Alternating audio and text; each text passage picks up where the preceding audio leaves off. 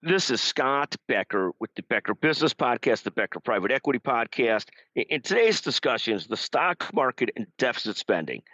This is an important connection because the more that our country continues with deficit spending, we're going to continue to have some growth and the market's going to continue to rise.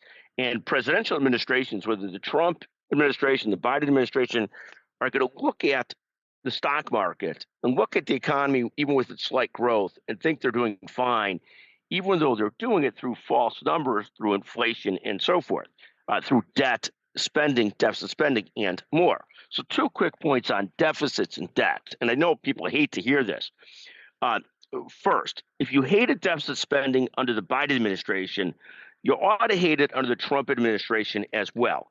I constantly said under the Biden administration, this deficit spending is an inflation of the market. It's all a pretend economy. So if I thought that under the Democratic president, I better think that under the Republican president too.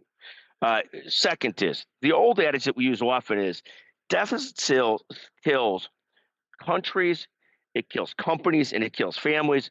The U.S. has to get out of this deficit spending bitch at some point. Thank you for listening to the Becker Business Podcast and the Becker Private Equity Podcast. Love to hear your thoughts at any time. 773-766-5322.